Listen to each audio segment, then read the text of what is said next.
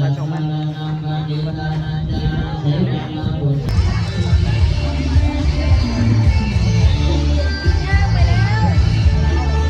ยังมีพยานด้วยอายุ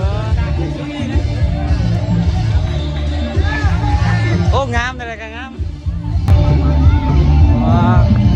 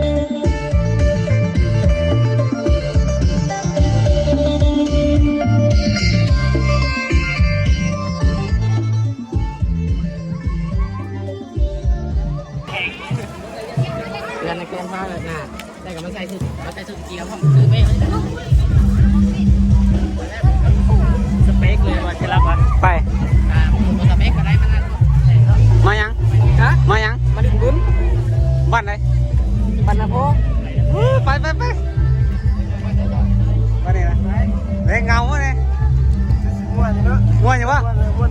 บ้านเฮาเนาะสองเฮาบ้านนาโพเองเด้อแม่นเด้บนบ้านเฮาม้วนอยู่วะเนาะม้วนคุณบ้านไทยมูมาแล้วนะ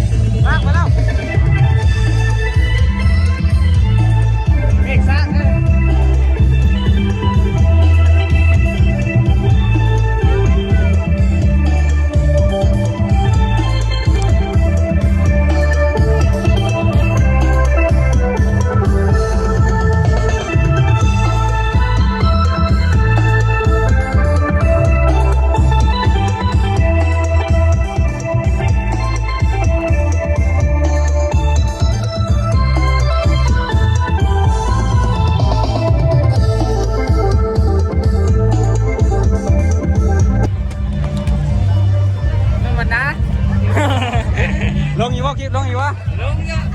บัดเขาเป็นตัดต่อบัดมันเอาโลดเอาได้อยู่เป็นยัง เป็นอย่างไรคือมาท้ายในท้ายแล้วไปลงท้าย ตายแล้วทิปนึง ดีเดี๋ยวจะ ให้เอาเข้ามาหน่อยนะก็เข้าเต็มคันนี่เบ้งให้เขา เมื่อเอาไม่จะชอบเมื่อเอาเข้าเอาพวกผู้สาว เอาแล้ว มักผู้ใดมวยมวย เช้าไป มวยนะ เช้าไป โอ้ย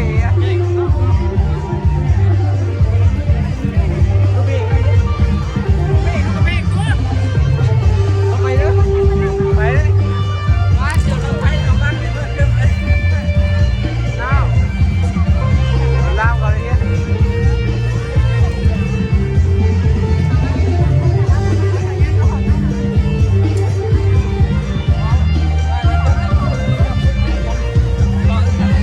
เดี๋ยวไปลุยดูตัวเก่าครับ ถูกว่าเอาวัดถูกนอนกับนอนยอมแห้งๆเราเดินยังพอเด้อเอาการคือว่าโบธนาบุญนำเนาะทางเจ้าภาพเจ้าศรัทธาก็คือฮะตั้งวันนี้ก็ตักสิอ่านให้กาคือเจ้าภาพเจ้าศรัทธาครอบครัวทานพันโทสรทรพรหมจันทร์มีน้ำดื่ม10 แพ็คเนาะเงิน100,000 กีบโมทนาผลนำ5 แพ็คก่อนเลยเงิน100,000 กีบเนาะครอบครัวแมรี่สุสุริเดชเนาะก็มีปัจจัย50 กีบแต่ก็ไม่ยากจะอยู่เนาะนำ5 แพ็คปัจจัย50 กีบอาสาทุกบุญเดิมให้บุญคำนำสู่บุญโยบุญทรงสุขกายสุขใจเจริญกายเจริญใจหายทุกโศโรคให้หายก่อหายเป็นหายกรรมเลยหายปัญญาโลกข้าสั่งลงผู้เกิดจากหายบุญมีอยู่ดีมีแห่งโศกหวังลำรวยก็ข่าวเถิดอาสาธุอะไรอุปโภคนาป้าปัจจัยสิพันธีอาสาธุให้บุญคำบุญสู้บุญโยบุญทรงหายทุกโศโรคไฟหายก่อหายเก่งหายกรรมหายเวรหายปัญญาโลกข้าสั่งลงผู้เกิดจากหายบุญมีอยู่ดีมีแห่งก็ข่าวเถิดสาธุแล้วก็พูดไม่ออกคนตาโตโตนาดอนบรรพแม่ปัจจัย100,000 กีบแต่แม่ออกปูนมาดอกแก้มดอกบรรพปัจจัย50 กีบแต่กระทั่งหมอบุญมา ไทยคลิป บุญมากับปัจจัยกัน100,000 กีบแล้วก็พวกกาสีนาลุงกาสีบรรพอุปโภคนาปัจจัยกัน100,000 กีบอาสาโทไปบุญคำนำสู่เด้อบุญโยบุญทรงสุขกายสุขใจหายทุกโศโรคภัยหายก่อหายเกณฑ์หายกรรมหายเวรหายพยาโลกข้าสามโลกผู้เกิดแต่หากผู้มีอยู่ดีมีแห้งโศกบางลำรวยมีใหญ่ตุนมีรวยใหญ่ตุนรวยหายใจบริจาคทั้งสิ้นทั้งใจทั้ง